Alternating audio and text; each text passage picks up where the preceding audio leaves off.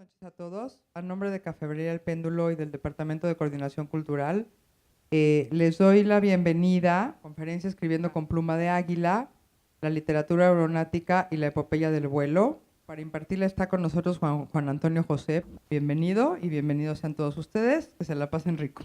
Gracias, Jenny. Lo tenemos en 45 idiomas. El Principito es una obra universal, pero no lo es todo en materia aeronáutica, no lo es todo en materia de literatura, de aviación. Yo les agradezco mucho a los que se molestaron en venir el día de hoy. Es un privilegio estar con ustedes. Y yo estoy muy agradecido a Jenny Ace y al Péndulo que me den nuevamente este espacio.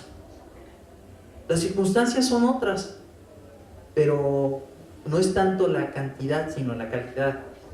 Y vamos a tratar de tener un encuentro, vamos a tratar de compartir, vamos a tratar de platicar y vamos a tratar de hacer un poquito de magia, combinando a la pluma del águila con la pluma del autor literario. No es una presentación, un monólogo de que ustedes van a decir ya para. Vamos a compartir. Y compartir significa en ambos sentidos. Vamos a hablar de nuestras inquietudes, vamos a tratar de entender un poquito de dónde proviene esa magia asociada al vuelo y a la literatura. Vamos a citar a algunos autores, vamos a invocar principalmente a Antoine de Saint-Exupéry, pero también vamos a invocar a 3 o 4 de sus amigos, hombres del aire de la literatura. Vamos a hacer algo dinámico. ¿Qué tan larga va a ser la presentación? Ustedes van a decir. Vamos a hacer un encuentro amable, dinámico, un encuentro de amigos. Una pregunta. ¿Tienen ustedes idea hace cuánto tiempo logró volar el hombre por primera vez?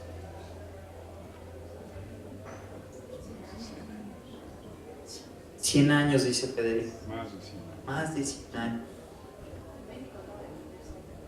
En México, pero volar, no quiero decir en una aeronave más pesada que el aire. ¿Hace cuánto tiempo el ser humano finalmente logró ese anhelo que tiene desde que hizo conciencia de volar, imitar a las aves? ¿Hace cuánto tiempo apenas logró el hombre volar en un aparato aéreo? Los Montgolfier en Francia. ¿Cuándo habrá sido? 1783. Pero antes, desde que el hombre evolucionó, bueno, no vamos a hablar de religión, desde que el hombre hizo conciencia, desde que el hombre transitó de ser un simio a ser un simio evolucionado,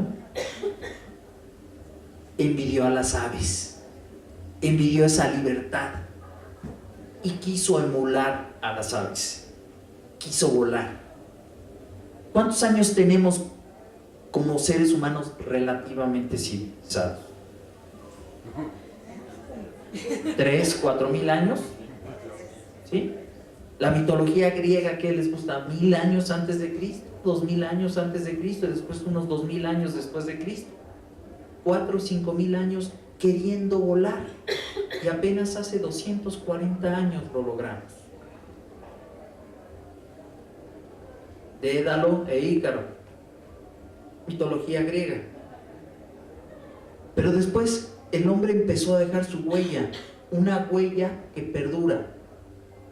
¿Cuáles son los instrumentos que el hombre empleó para dejar una huella en la civilización? Pictogramas, artesanías, vasijas, y empezamos a escribir, empezamos a legar textos, y esos textos perduran. Y en los textos más antiguos de la literatura podemos encontrar por ahí pasajes que hablan de ese anhelo por volar, ese anhelo, ese sueño que tenía el ser humano en imitar a las águilas, a las aves. tan antiguos como la Biblia. Eso es algo de lo que quiero compartir el día de hoy con ustedes. Levantarán alas como las águilas. Isaías 40:31. ¿Quiénes? Desde siempre. El anhelo de volar es tan remoto como el anhelo de trascender. Desde la Biblia misma tenemos esta aspiración de volar y lo expresamos literariamente, filosóficamente.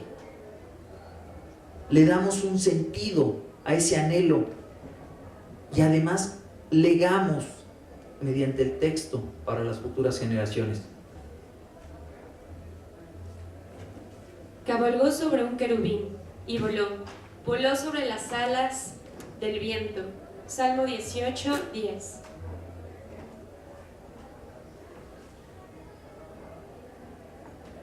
El hombre se sintió impotente para imitar a las aves. El hombre podía imitar a otras bestias.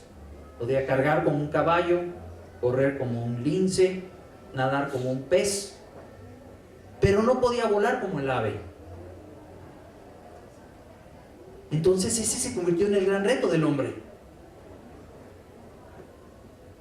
Y ese gran reto y esa gran frustración e impotencia se reflejó, o la podemos encontrar en la cultura de todos los tipos. Por favor. El hombre debe elevarse sobre la tierra, a lo alto de la atmósfera y más allá. Solamente así entenderá el mundo en el que vive. Sócrates. Los grandes filósofos empezaron a cuestionarse el alcance del hombre y la importancia de trascender en el espacio aéreo para ver a la Tierra desde otro plano. ¿Qué sucedía en la época de Sócrates? ¿Qué sucedía en la época de los grandes filósofos griegos? ¿Por qué el hombre no había logrado volar? Porque apenas si sabíamos entender un poquito la ciencia. No habíamos logrado tener ese nivel de conocimiento que nos permitiese desarrollar aquello que hasta cuándo creen que logramos. Bueno, volamos con los hermanos Montgolfier en 1785, pero ¿cuándo vencimos realmente a la gravedad? ¿Cuándo la logramos vencer? Hace 110, 113 años. Conforme logramos la tecnología que nos permitió disponer de esas alas y de esa fuerza propulsora. Pero cuando los grandes filósofos se maravillaban con el vuelo de las aves, no tenían la tecnología, y lo único que hacían era imaginarse lo que podía suceder si el hombre volase. ¿Se imaginan que hubiera escrito Shakespeare, Sócrates, un Platón volando arriba de las nubes? Mi alma está en el cielo. William Shakespeare. Insisto, imagínense si Shakespeare hubiera podido volar sobre Galia, sobre Inglaterra, sobre Escocia, hubiera podido ver el Támesis desde el aire. ¿Qué clase de literatura podría haber emanado de esa pluma? Maravillosa. Me queda claro que Shakespeare era un fan del vuelo, pero hubo otro genio del pasado al que le atrajo, como toda una serie de temas, el vuelo humano. ¿Quién fue el gran genio del pasado? Da Vinci. Él no escribía, no era precisamente una de sus grandes habilidades, pero él concibió máquinas voladoras.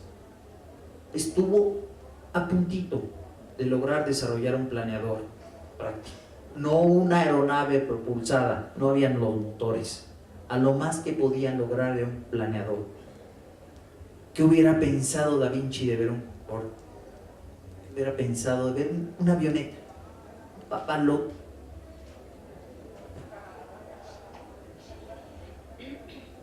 Pero ¿quién fue primero?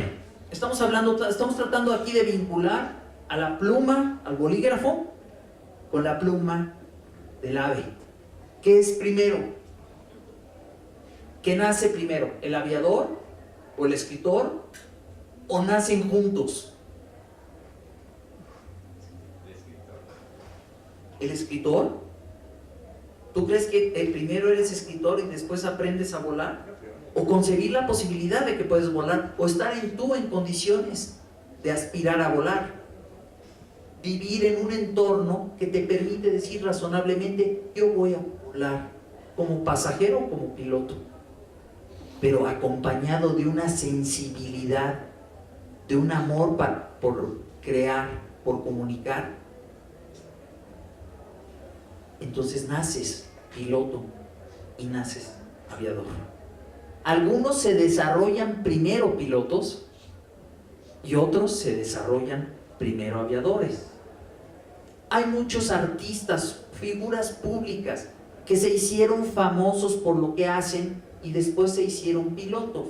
No sé si sabían ustedes que John Travolta es un gran actor, pero también es un hombre del aire. Antes que querer ser actor, él quería ser piloto, pero no tenía los medios.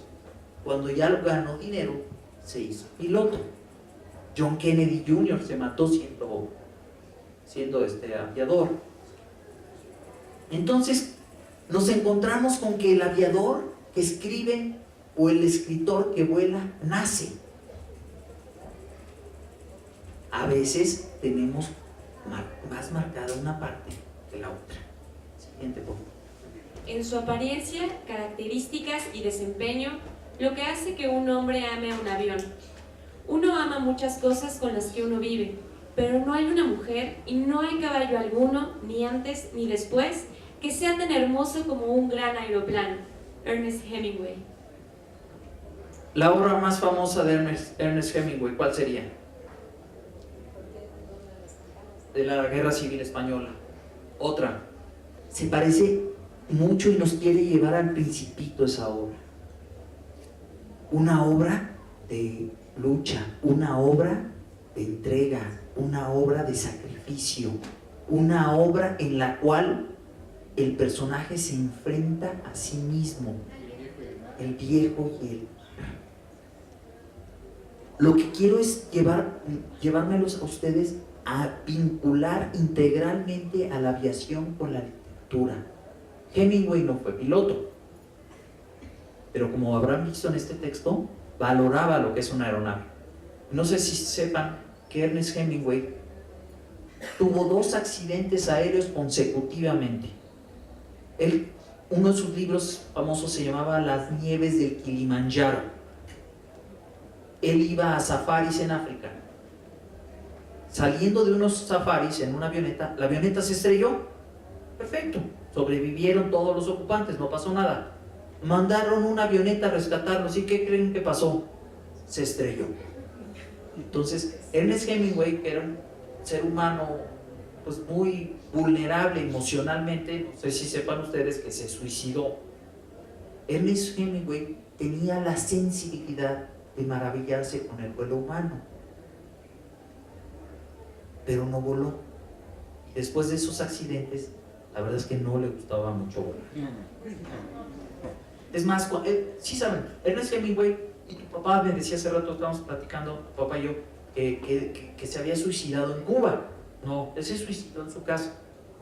¿A quién se le ocurre dejar un gabinete lleno de escopetas cargadas al alcance de una persona que estaban tratando con electroshocks en una clínica psiquiátrica?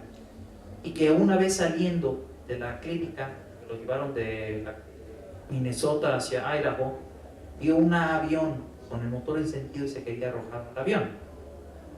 Entonces, la tragedia de Ernest Hemingway es importante. Pero lo que les quiero decir es cómo empezamos a encontrar una categoría literaria en la cual el hombre, la aventura, el encontrarse con sí mismo es el principal protagonista. El viejo y el mar, que me remonta a mí mucho al Principito.